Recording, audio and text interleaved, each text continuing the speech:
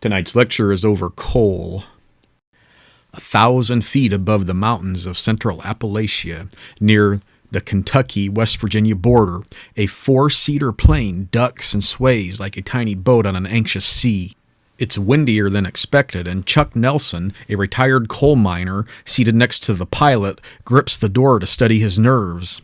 The passengers have come to survey the devastation wrought by mountaintop removal, a type of mining that involves blasting off several hundred feet of a mountaintop, dumping the rubble into the adjacent valleys, and then harvesting the thin ribbons of coal beneath. At first, the landscape looks mostly unbroken, mountains made soft and round by eons of erosion, roll and dip, and rise in every direction, carrying a dense hardwood forest with them to the horizon. But before long, a series of mountaintop mining sites come into view. Trucks, heavy equipment, crawl like insects across what looks like an apocalyptic moonscape. Decapitated peaks and acres of barren sandstone and shale. Smoke curls up from a brush fire as the side of an existing mountain is cleared for demolition. Orange and turquoise sediment ponds designed to filter out heavy metal contaminants before they permeate to water downstream dot the perimeter.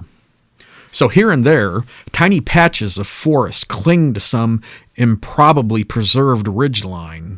The aerial tour has reached Hobart 21, which at more than 20 square miles is the region's largest mining operation. So far, sites like this one have claimed roughly 1 million acres of forested mountain across just 4 states, Kentucky, West Virginia, Virginia, and Tennessee. But there is still more coal to mine. It could mean the destruction of hundreds of thousands of more acres in the coming years. So to stem this tide of destruction, environmental activists have sued the coal industry, the state of West Virginia, and the federal government. They argue that mining coal in this manner destroys biodiversity, pollutes the water beyond recompense, and threatens the health and safety of area residents. And by obliterating mountains, they say it obliterates the culture of Appalachia. On the other hand, the coal industry representatives have countered by decrying the loss of jobs, tax revenue, and business the already impoverished region would suffer if the mines were to close under the weight of too much regulation. They also point out that the culture of Appalachia is bound to coal mining as it is to the mountains. And that brings us to key concept number 1. Modern society depends on stationary sources of energy to produce heat and electricity, for example, coal, natural gas, and nuclear energy, and mobile sources for transportation purposes like petroleum products. So simply put, coal equals energy. Energy is defined as the capacity to do work. Like all other living things, we humans need it, in a biological sense, to survive. But we also need it to run our societies, to heat and cool our homes, to operate our cell phones, lamps, and laptops, fuel our cars, and power our industries. Most of modern society's energy comes from fossil fuels. Fossil fuels are non-renewable carbon-based resources, for example, coal, oil, natural gas, that were formed over millions of years from the remains of dead organisms.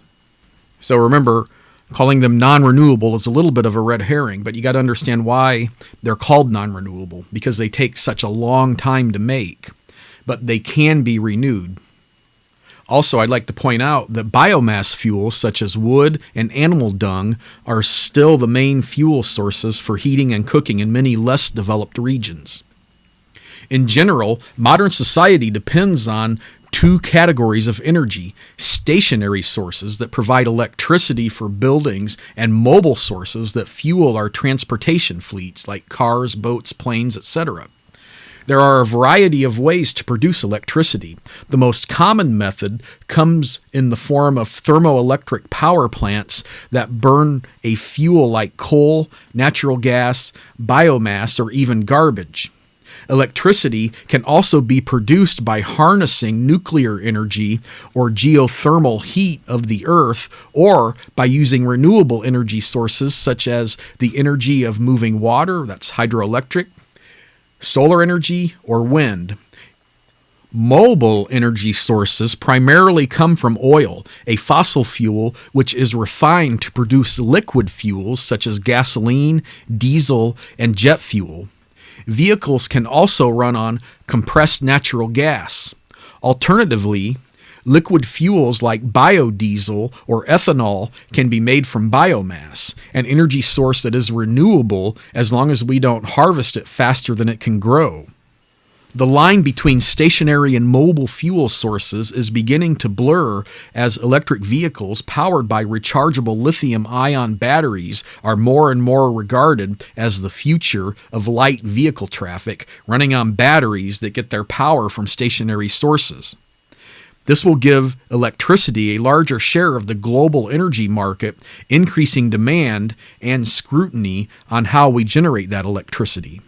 It's also valid to ask that if everybody in the world drove an electric vehicle, could the electrical grid support that much energy production?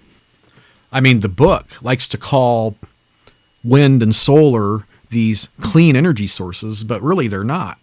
Windmills are reputed to kill birds, and they also say that the windmills that are stationed near the shorelines attract whales, and we see more whales coming up onto shore now. And that is largely due to how the windmill shakes the earth as the wind moves through its blades. The whales get confused by this frequency. But the textbook doesn't state that kind of stuff because it's trying to sell you an agenda, sell you a bill of goods. Always follow the money. As I've been pointing out, all of these fuels have advantages and disadvantages. Fossil fuels are abundant and energy rich. They powered the Industrial Revolution, and we build our societies, our machines, our infrastructure, ways to distribute the fuel around them. They still account for close to 80% of U.S. energy production. But like all energy sources, they come with negative trade-offs. Understanding where our energy sources come from and the problems they cause can allow us to make more informed decisions about how much and what types of energy sources to use in our everyday lives and which energy sources to support politically and/or economically. And that brings us to infographic number 1. A variety of energy sources are used today to supply stationary and mobile sources of energy. Non-renewable sources still account for more than 80% of the U.S.'s energy use. And that brings us to key concept number 2. Coal is mainly used for electricity production. It is burned to heat water to produce steam. The steam turns a turbine connected to a generator, and that produces electricity. So worldwide, we used more than 8.5 billion tons of coal in the year 2018. The vast majority of it was to generate electricity. Electricity is a natural form of energy. Lightning and nerve impulses are electrical, that we have learned to create on demand. We produce it in a central location and send it out via transmission lines where we want it to go. In 2018, burning coal generated approximately 40% of the electricity worldwide and just over 27% of that in the United States. Worldwide, the use of coal to produce electricity has almost tripled since the year 1985, rising steadily over most of that time period. Since around 2007, there have been slight declines in some years, but the use of coal is still trending upward. Usage of electricity once again declined in the year 2019 compared to the previous year, thanks in part to increases in alternative production methods such as nuclear, solar, and wind power. In the United States, coal use has steadily decreased since 2007 due largely to an abundance of cheaper natural gas that's acquired by fracking. More stringent air pollution standards for coal-fired power plants have also had a role in the downturn. It should also be pointed out that natural gas releases less air pollution and greenhouse gas emissions than coal when it is burned. Some coal advocates hope that rolling back air and water quality standards will once again boost coal's use. However, as long as natural gas remains abundant and cheaper, most analysts say that that is highly unlikely. Coal-fired power plants work by feeding pulverized coal into a furnace where it is burned to generate heat. This heat is used to boil water, producing steam. The steam flows over a turbine, causing it to spin inside a generator. A generator has copper wiring positioned near magnets. This process produces electricity.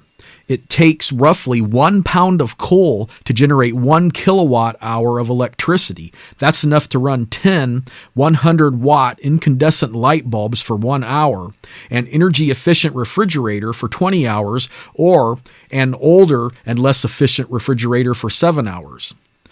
The average U.S. family of 4 uses close to 11,000 kilowatts per hour of electricity per year. If that electricity is produced by coal, that comes out to around 3,000 pounds of coal per person per year. So how does coal stack up against other fossil fuel sources? On one hand, it produces more air pollution than any other fossil fuel. On the other hand, it is safer to ship, cheaper to extract, and in the United States at least, it is very abundant. So the usefulness of an energy source is related to the net energy realized from its use, a metric known as the energy return on energy investment.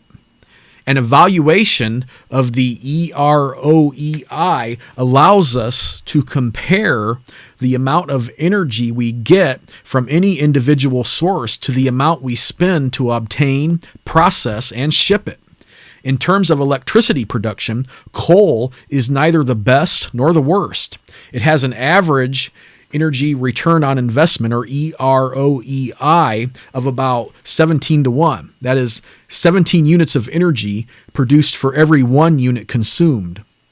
Steps that can be taken to reduce the impact of coal, such as taking steps to capture and sequester carbon dioxide emissions from coal burning, require extra energy and so reduce the EROEI of coal by one estimate as low as 6.6 to 1.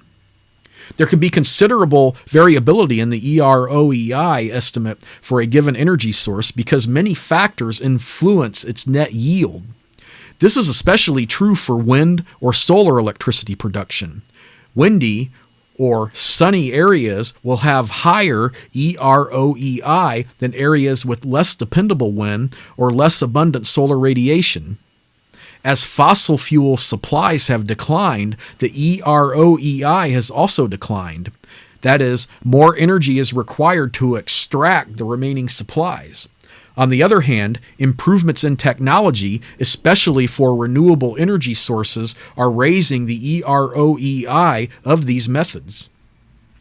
There can be no denying the blessings of coal.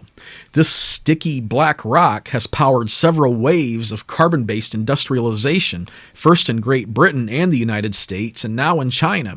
And in doing so, it has shaped and reshaped the world as we know it. But as time marches on, the costs of those blessings have become all too apparent. They include an ever-growing list of health impacts, from birth defects to black lung disease, and an equally lengthy roster of environmental costs, not only habitat destruction, but also the pollution of the Earth's atmosphere with carbon dioxide, a potent greenhouse gas. Water quality, too, is impacted by both the mining and the burning of coal. It's a paradox. On one hand, we need it to live, and on the other hand, it's killing us. And that brings us to infographic number 2. The most common way to generate electricity is to heat water to produce steam. The flow of steam turns a turbine inside a generator to produce electricity. Moving on, in 2015, coal ceased being the leading energy source for the United States electricity production. The falling price of natural gas has displaced coal in many areas. Moving on, The EROEI, which is an estimate of the net energy produced from an energy source, provides a useful means of comparing different energy sources. And that brings us to key concept number 3. Coal formation occurred over long periods of time when dead plant material was buried and subjected to high heat and pressure. Coal deposits are located throughout the world, though some areas have larger supplies than others. The Appalachian Mountains were born a few million years before the rise of the dinosaurs, when Greenland, Europe, and North America hovered near the equator as a single giant landmass bathed in a dense tropical swamp. The gradual accretion of decomposing swamp vegetation, compressed and baked by heat and time, established the Appalachian coal beds. As the swamp plants died out, they were buried under a mud so thick it kept oxygen out. Instead of being fully decomposed by bacteria, their remains produced peat. This is a soft mash of partially decayed vegetation. As time passed and more layers of sediment were laid over the peat, pressure and heat compressed it into denser rock-like material that we know as coal. This same story has played out in numerous places around the globe. As a result, coal is found everywhere, though of course some places have more than others. In 2018, Asia held about 42% of the world's proven reserves, while Europe held about 13%, and North America accounted for just under 24.5%. Currently, the United States has more coal than any other country, with almost 24% of the world's total proven reserves. The North Antelope Rochelle coal mine in Wyoming is the largest proven coal reserve in the world. The Appalachian beds were once among our most bountiful resources. Seams as tall as a man wound for miles through the mountainside and made for easy harvesting. But after 150 years or so of mining, those reserves have dwindled noticeably. At current rates of usage, proven coal reserves should last about 130 years, perhaps longer if deeper reserves can be accessed. And as the layers of mineable coal have grown thinner and harder to reach, the coal industry has become more sophisticated and more destructive in its approach to extracting coal. And that brings us to infographic number 3.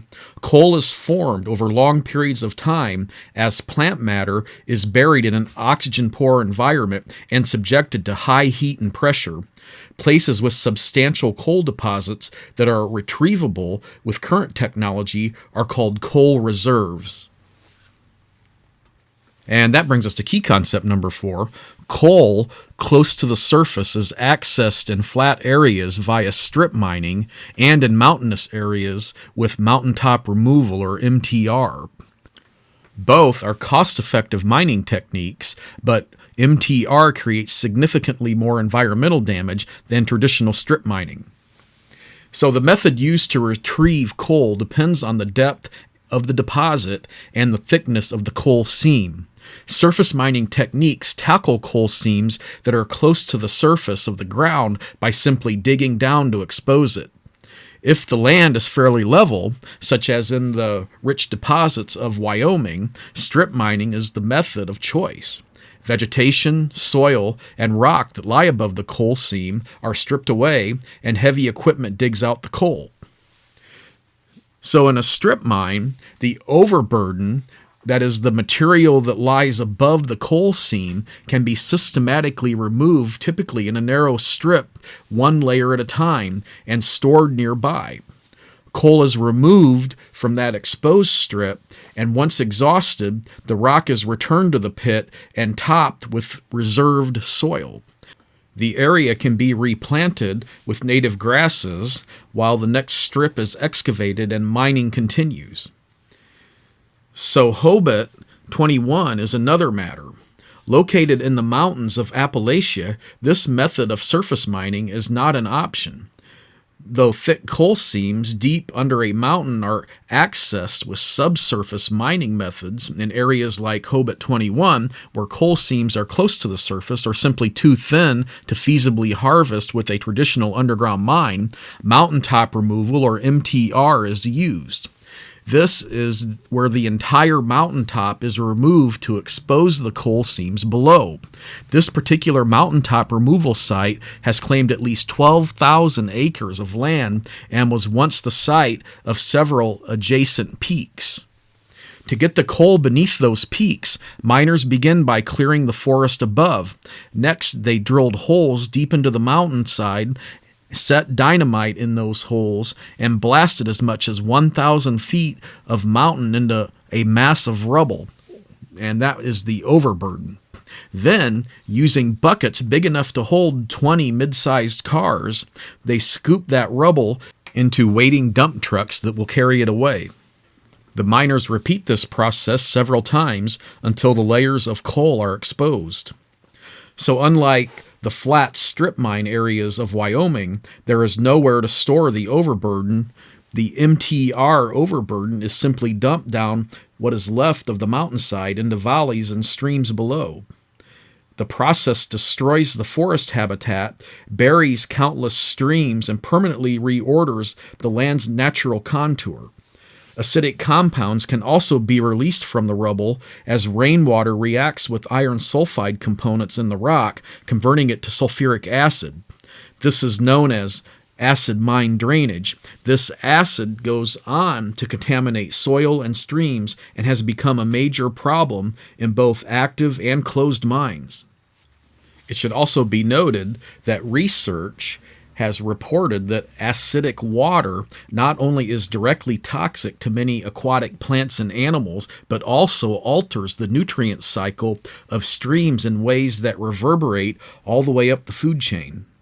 And that brings us to key concept number 4.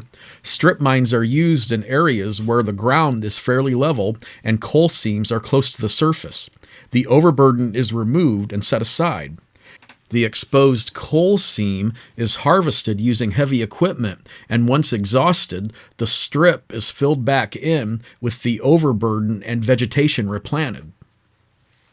Moving on, in Appalachia, the forests are first clear-cut, and then explosives are used to blast away part of the mountain.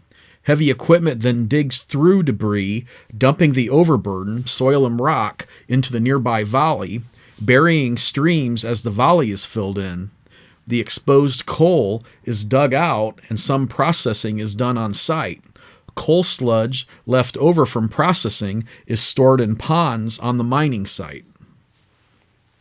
And that brings us to key concept number 5. Subsurface mining is used to access deep, thick coal seams. It is less environmentally damaging and employs more workers than surface mining, but it is a hazardous job. So with their reliance on explosives and supersized heavy equipment, surface mines are a far cry from underground mines used in subsurface mining. Subsurface mines, which make up about 50% of all U.S. coal mines, come with their own challenges. Water seeps easily into tunnels.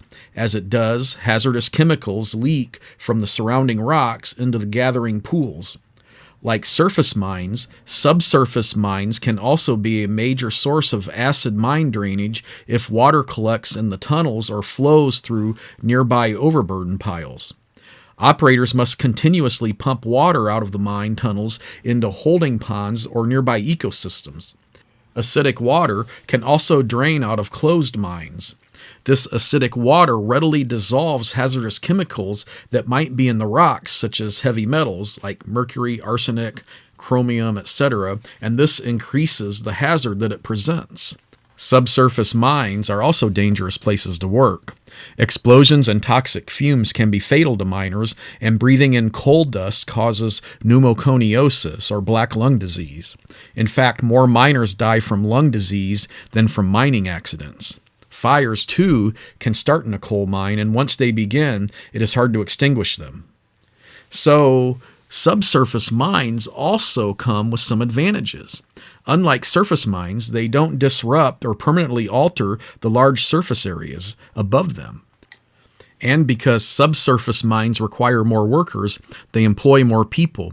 In Appalachia, 100,000 mining jobs were lost between 1980 and 1993 as underground mining gave way to mountaintop removal mining. More recently, Appalachian coal mining jobs have fallen around 40%, though numbers increased slightly in 2017 and 2018. However, a loss of jobs is not the community's only or even its most serious concern. And that brings us to infographic number 5. Subsurface mines are used to access large deposits or thick seams of many minerals and ores, including coal.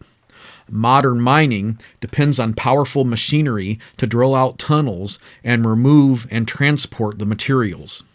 And that brings us to key concept number 6. Coal is an abundant and high-energy fuel, but mining and burning it creates significant environmental and health problems for human populations and ecosystems through habitat destruction and pollution of the air and water.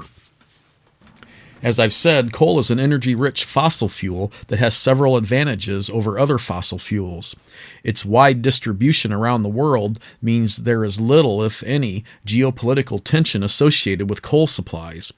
Coal is also safer and easier to store and transport than liquid or gaseous fuels, and it is affordable.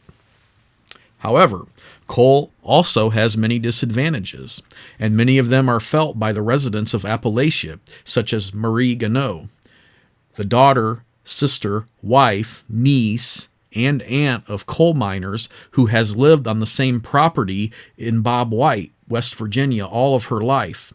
She remembers having free run of the mountain as a child.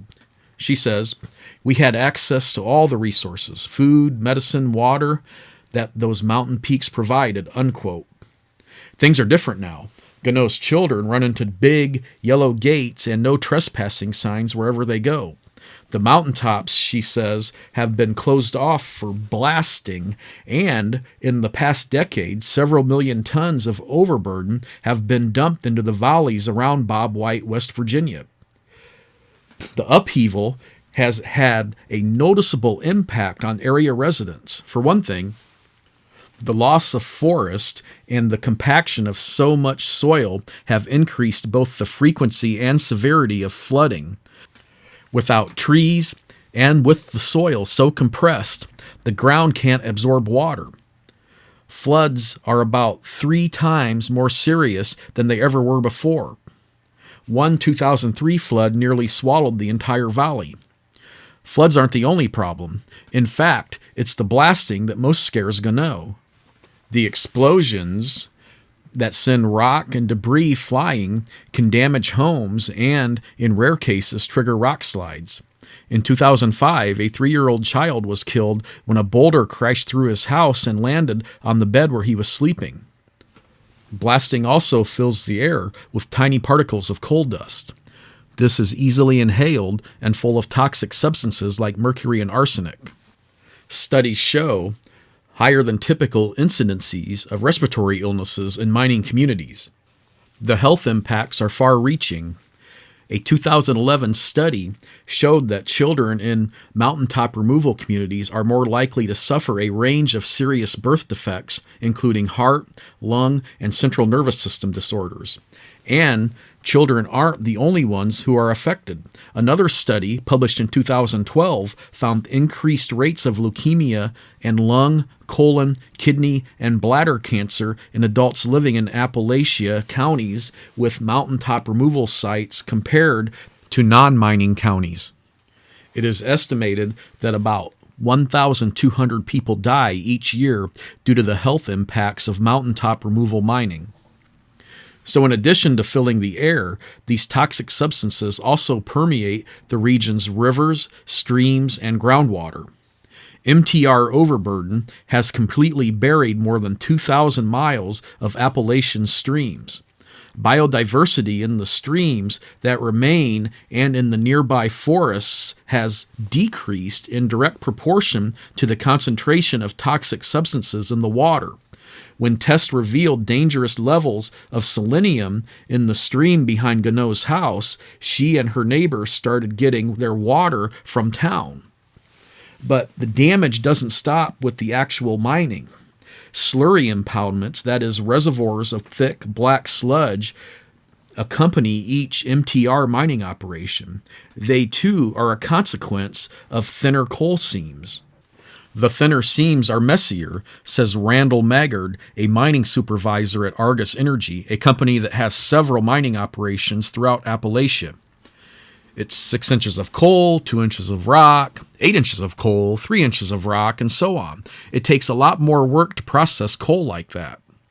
To separate the coal from the rock, miners use a mix of water and magnetic powder known as slurry, in which coal can float. Once the sulfur and other impurities have been washed out, the coal is sent for further processing, and the slurry byproduct is pumped into artificial holding ponds. Maggard insists that the impoundments are safe. Before we fill it, we have to do all kinds of drilling to test the bedrock around it, he says, and then a whole slew of chemical tests on top of that, all to make sure the barrier is impermeable. Still, area residents worry about a breach, and with good reason. In October of 2000, the contaminant at a sludge pond holding coal slurry failed, pouring more than 300 million gallons, that's about 30 times the 1989 Exxon Valdez spill of toxic sludge into the Big Sandy River of Martin County, Kentucky. The contamination killed all wildlife in the streams and streamside areas in the immediate area and impacted waterways for more than 60 miles. The sludge was 5 feet deep in some places. The U.S. Environmental Protection Agency would register it as one of the worst environmental disasters in U.S. history. Sludge can still be found a few inches under the river sediments. Of course, it's not just mining and processing of coal that pollute the environment. When coal is burned to produce heat energy, it releases a variety of substances that damage the environment and threaten human health. Gases like sulfur dioxide, carbon monoxide, nitrogen oxide, and carbon dioxide, plus radioactive materials such as uranium and thorium, and particulate matter too, like soot, that can irritate lung tissue or even enter the bloodstream if inhaled. Heavy metals such as mercury and arsenic are also released. Worldwide, coal burning accounts for 24% of the total anthropogenic mercury released. Much of this mercury finds its way into the world's ocean and into fish. In fact, the main way humans are exposed to mercury is by eating contaminated fish, especially top predators like tuna that biomagnify mercury. Coal-fired power plants also generate tons of toxic fly ash. That is, fine ashen particles made up of silica and small amounts of toxic metals such as cadmium and lead. Some of that ash is diverted to industry where it's used in concrete production, but most of it is buried in landfills and stored in open ponds like the ones used to contain the slurry waste from mining. In 2008, following a heavy rain event, a 50-foot tall dike from a pond holding coal fly ash from the Kingston fossil plant in Tennessee failed, releasing 1.1 billion gallons of fly ash into nearby rivers and coating vast expanses of riverside land. The EPA spent 6 years and $1.1 billion in cleanup efforts, and in 2017 reported that the ecosystem was back to, quote, pre-spill conditions, unquote. The cleanup has been costly in human health. A decade after the cleanup operation, 41 coal ash spill workers have died and more than 400 are ill. Illnesses linked to their exposure to toxic chemicals in the coal ash. Lawsuits claim the workers were not properly protected during the cleanup. This is a claim that highlights the toxic nature of this ash. In the wake of the Kingston spill and others such as a 2014 spill that sent more than 36,000 tons of coal ash into the Dan River of North Carolina, agreements were made to classify coal fly ash as a hazardous material, but the EPA ultimately rejected these arguments and ruled to classify and regulate coal ash as a non-hazardous substance in December of 2014. In 2011, in an attempt to calculate the true costs of coal, Harvard University public health researcher Paul Epstein and his colleagues tallied up the costs of mining and using coal. The analysis took into account many of the external costs for mining, like shipping, burning, and waste production. That is, the costs that are not currently reflected in the market cost of coal. They estimated that coal costs the American public between $300 billion and $500 billion a year in externalized costs, that is, health, environmental, and property costs. This amounts to an extra 10 cents to 26 cents per kilowatt hour in external costs, in some cases more than twice what the consumers actually pay. And that brings us to infographic number 6. Though coal has many advantages as a fuel, mining, processing, and burning coal contribute to a variety of environmental problems, many of which lead to serious health issues for human populations. And that brings us to key concept number 7. The negative impact of burning coal can be addressed by capturing pollutants before they are released or converting coal to a liquid or gaseous fuel that burns more cleanly. So what do? On one hand, we rely on coal to power our society. On the other, the processes of mining and then burning it are hurting us and our environment as much as they are sustaining our way of life. Our potential solution is clean coal technology, that is, technology that minimizes the amount of pollution produced by coal.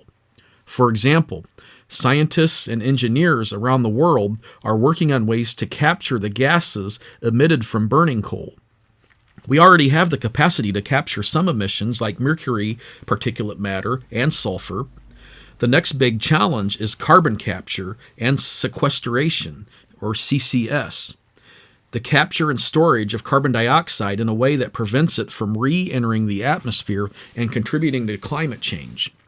Several CCS facilities have begun operation, but most of these are industrial facilities, most commonly natural gas processing plants. As of 2019, only 2 post-combustion carbon capture systems from a coal-fired power plant were up and running. The only operational United States CCS coal-fired power plant, Petra Nova, went online in early 2017, a $1 billion retrofit of an existing power plant near Houston, Texas. The only other CCS facility online is located in Canada, the Boundary Dam Power Station. Petra Nova captures 90% of the carbon dioxide from combustion, around 1.6 million tons a year. The CO2 gas is injected into a nearby oil field to enhance oil recovery. Using the CO2 to boost oil production gives the captured gas economic value and improves the bottom line, making Petra Nova a CCUS, that is, carbon capture, utilization, and sequestration operation. Industry analysts say that while the technology seems to work, the biggest obstacle is economic. Stronger incentives, like a market for the captured product or policies that require or support carbon capture, may be the main hurdles to moving CCS and CCUS forward. Another emerging technology creates what is known as clean coal in a process that chemically removes some of coal's contaminants before burning it. A liquid fuel can be produced in this process. This is called liquefaction, but the most common clean coal technology converts coal to a gaseous fuel called syngas, and that burns more efficiently than pulverized coal and releases fewer air pollutants. The gasification process is complex. It occurs at high pressure and temperature, and it requires chemical solvents to strip some of their impurities out of the coal. The process requires significant inputs of energy, thus lowering coal's EROEI despite its greater energy efficiency in electricity generation. And it doesn't come cheap. While the $1 billion price tag for CCS refit of Petra Nova is significant, it is much more affordable than the $7.5 billion that was spent on the Kemper County energy facility in Mississippi, a next-generation clean coal-powered power station with CCS that missed its startup date, which was May of 2014, by years, and its projected price tag, $3 billion, by close to 300%. In 2017, the project was suspended. The Kemper facility now burns natural gas to produce electricity. Indeed, high costs and technical difficulties, compounded by low natural gas prices, have stalled the clean coal industry in the United States. But in places without a domestic natural gas supply, coal gasification is still on the table, with several projects in development or deployed in Asia. These efforts, if implemented, will address some of the downsides to burning coal, allowing us to continue to use an abundant fossil fuel and, in doing so, save jobs associated with the coal industry at the same time. But as critics are quick to point out, even with clean coal technologies like CCS and cleaner coal-derived fuels, coal can never be truly clean. Coal liquefaction and gasification produce their own toxic byproducts that must be dealt with. And CCS and clean coal fuels do nothing to address the negative impacts of acquiring that coal to begin with. For coal to truly be considered clean, ecosystems and communities must also be protected during and after the mining process. And that brings us to infographic number 7.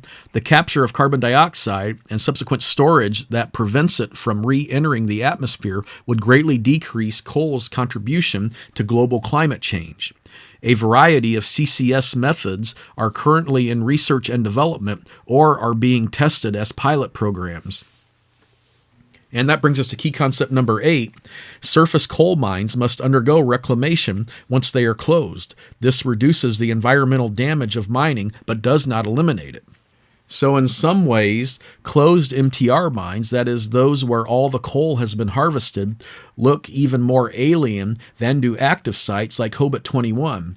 Instead of the natural sweep of rolling hills, staircase-shaped mounds are covered with grasses or stands of evenly spaced young conifers.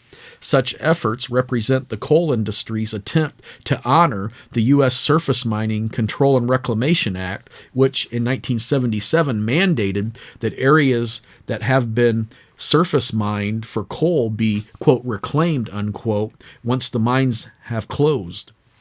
Reclamation requires that the area be returned to its approximate original contour and to a state that benefits the local community. For example, wildlands or landside suitable for public uses such as residential or industrial areas. If the mined area was originally fairly flat, the reclamation process includes filling the site with the stockpiled overburden and contouring the site to match the surrounding land. The site is then covered with topsoil saved from the original dig. Vegetation, usually grass, is then planted, leaving other local vegetation to move in on its own. This method has successfully converted strip mines in western states back into grasslands that are once again home to native wildlife such as the pronghorn antelope or grouse. However, returning MTR sites back to their approximate original contour is impossible. The mountain is gone. Even restoring the forest habitat is difficult due to the loss of topsoil and native species. MTR sites are excused from the original contour mandate, but they must be reclaimed to a usable state that provides benefits to the local community or economy equal to or better than the pre-mining state. So in the early days of MTR reclamation, the mined areas were smoothed out, the soil packed down, and quick-growing grasses, usually non-native, were planted. These reclaimed areas look nothing like the original forest, and in the compact soil, it does not support the return of trees. These areas reclaimed in this way remain treeless decades later, and ecologists predict that they will remain that way for decades more, if not centuries. Streams, too, are irrevocably damaged. The 1973 Clean Water Act requires that damaged streams be returned close enough to their own original state such that the overall impact on the stream ecosystem is, quote, non-significant, unquote. The method of choice is to dig drainage ditches and line them with stones in a way that resembles a stream or river. But so far, research shows that such channels do not perform the ecological function of the stream. They may look like streams, but form is not function. The channels don't hold water on the same seasonal cycle or support the same aquatic life or process contaminations out of the water, all things a natural stream does. Recognizing that the grassy areas created by earlier MTR reclamation methods were falling short of restoration goals, especially with regard to water management and ecological health of the land, Dr. Chris Barton of the University of Kentucky developed the forestry reclamation approach to bring forests back to these Appalachian mining sites. In this method, soil is improved by adding at least 4 foot of topsoil or other suitable growth medium. Quick-growing native tree and shrub species are planted to stabilize soil and benefit wildlife. Commercially valuable trees are also planted for potential timber harvesting at a later date. Barton's approach is becoming the method of choice in Appalachia. With this success in hand, Barton realized there was still more than 1 million acres that had already been reclaimed using the older grade, compact, and plant grass method. In 2009, he helped establish the nonprofit group Green Forests Work, which targets these sites for reforestation and gives jobs to Appalachian residents in the process. In its first 10 years, Green Forests Work planted more than 2.8 million trees on 4,500 acres of previously reclaimed mine lands, areas that today are functioning forests. In Appalachia, the arguments over when, where, and how to mine for coal are quickly boiling down to a single question. Once it's all gone, how will we clean up the mess we've made?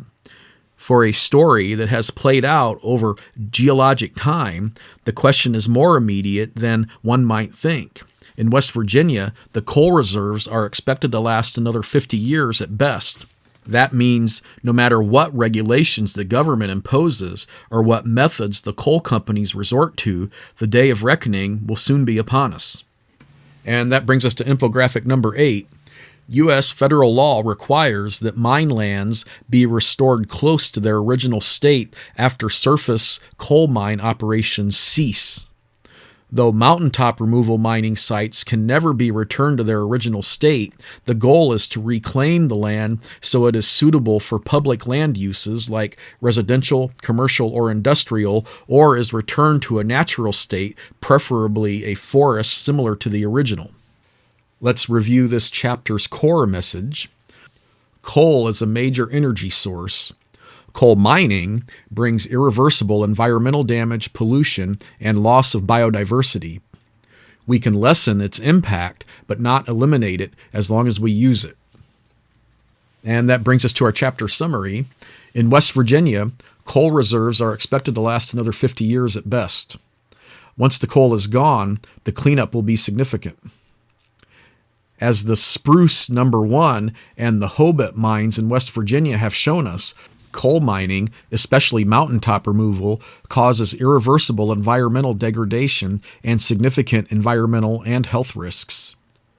Although researchers are developing ways to lessen the impact of burning coal, the best way to reduce the environmental impact is to use less of it. Perhaps it is time to accept that our coal reserves are coming to an end and instead focus our attention on renewable forms of energy.